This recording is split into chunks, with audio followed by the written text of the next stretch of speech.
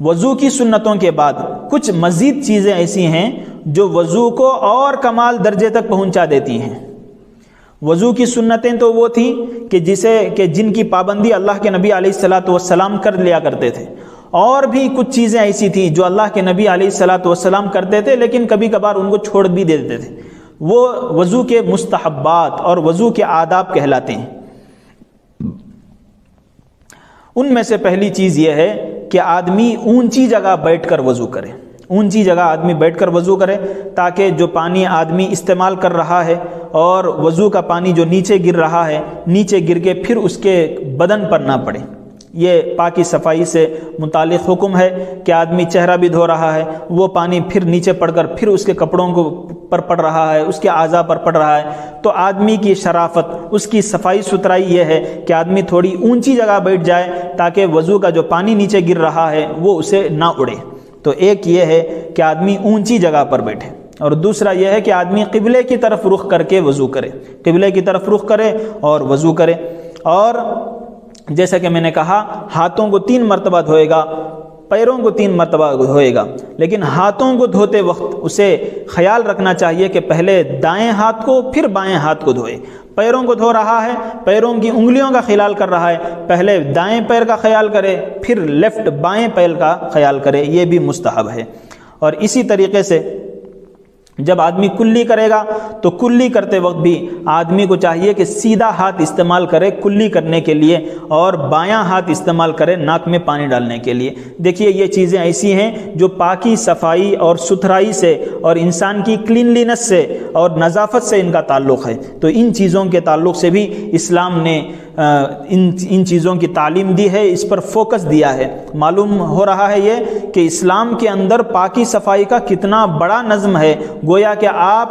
اللہ کے نبی علیہ الصلاۃ والسلام نے ایک پورا طہارت کا سسٹم ہم لوگوں کو بنا کر دے دیا، اور یہ صرف وضو کے بارے میں ہماری گفتگو چل رہی ہے، اور چیزیں ہم دیکھیں گے تو ہم لوگوں کو نظر آئے گا کہ کتنی چیزیں ایسی ہیں کہ جن کی رعایت کرنے کے لیے اسلام کہا ہے۔ اور جیسا کہ میں نے شروع میں کہا تھا کہ ہم اگر ان چیزوں کو سامنے رکھیں گے اور دوسرے مذاہب کو، دوسرے ریلیجنز کو اور دوسرے ایتھکس کو اگر ہم سامنے رکھیں گے تو ہمیں نظر آئے گا، اور صاف صاف ہمارا دل بھی گواہی دے گا اور خود ہم گواہی دیں گے کہ اسلام کے اندر جو سسٹم ہے پیوریفیکیشن کا، طہارت کا، ویسا سسٹم دنیا میں کسی بھی مذہب میں، کسی بھی ریلیجن میں نہیں ہے۔ تو اس کے بعد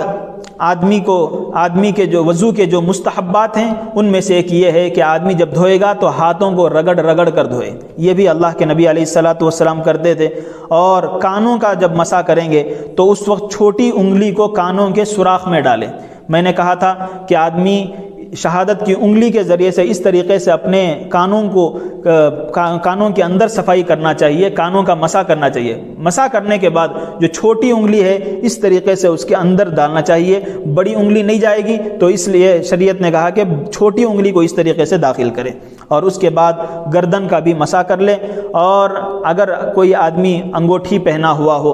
ہاتھ میں تو چونکہ کبھی کبھار پانی انگوٹھی کے اندر جا کر لگتا نہیں ہے، تو انگوٹھی اگر تنگ ہو تو اسے انگوٹھی ہلا لینا چاہیے تاکہ پانی اندر اچھے طریقے سے پہنچ جائے اور آدمی کا وضو ہو جائے۔ تو یہ وضو کے مستحبات ہیں۔ جب آدمی وضو سے فارغ ہو جائے گا تو اس آدمی کو چاہیے کہ وہ وضو کرنے کے بعد دعا بھی پڑھے۔ حدیث میں ہے کہ آدمی کو دعا کرنا چاہیے، اللہم اجعلنی من التوابین واجعلنی من المتطہرین۔ کتنی اچھی دعا ہے، کتنی عظیم دعا ہے۔ اللہ کے نبی علیہ الصلاۃ والسلام نے سکھایا ہے کہ جب آدمی وضو کرے تو آدمی کو دعا کرنا چاہیے فارغ ہونے کے بعد، اللہم اجعلنی من التوابین، اے اللہ آپ مجھے زیادہ سے زیادہ توبہ کرنے والوں میں سے بنا دیجئے، خوب توبہ کرنے والوں میں سے بنا دیجئے، وجعلنی من المتطہرین، اور خوب پاکی حاصل کرنے والے، خوب جو پیوریفائڈ بندے ہوتے ہیں ان میں سے مجھے بنا دیجئے۔ جیسے کہ اللہ تبارک و تعالیٰ نے کہا تھا واللہ یحب المطہرین، اللہ خوب پاکی حاصل کرنے والے بندوں کو پسند کرتے ہیں، انہیں محبت کی نگاہ سے دیکھتے ہیں، ان سے اپنا چاہت کا تعلق رکھتے ہیں۔ تو آدمی وضو کرنے کے بعد دعا کرے کہ اے اللہ ان بندوں میں، ان خاص لوگوں میں مجھے بھی آپ شامل کر لیجئے۔ تو اس طریقے سے دعا بھی کرنا چاہیے۔ اور حضرت علی رضی اللہ عنہ نے جیسا کہ وضو کا بچا ہوا پانی کھڑے ہو کر پیا اور کہا اس طریقے سے اللہ کے نبی کا وضو ہوتا تھا، تو اگر کوئی آدمی لوٹے میں وضو کر رہا ہو یا جگ میں وضو کر رہا ہو اور پانی بچ جاتا ہے تو اسے کھڑے ہو کر پی لینا چاہیے۔ اور بعض دعائیں بھی ہیں آپ حضرات وہ بھی پڑھ سکتے ہیں، لیکن حدیث میں آتا ہے کہ وضو کے جب آزاد ہوئیں گے تو آدمی کو ہر عضو کے دھوتے وقت کلمہ شہادت پڑھ لینا چاہیے۔ چہرہ دھوئے گا کلمہ شہادت پڑھیں، اور ہاتھوں کو دھوئے تو اس وقت بھی کلمہ شہادت پڑھے، پیروں کو دھوئے تب بھی کلمہ شہادت پڑھے۔ تو یہ وضو کے آداب ہیں، وضو کے مستحبات ہیں۔ جب آدمی ایسا کرتا ہے تو اس کا وضو کامل اور اکمل ہو جاتا ہے۔ تو یہ چیزیں وہ تھیں جو وضو میں پسندیدہ چیزیں تھیں، وضو کے آداب اور خاص چیزیں تھیں۔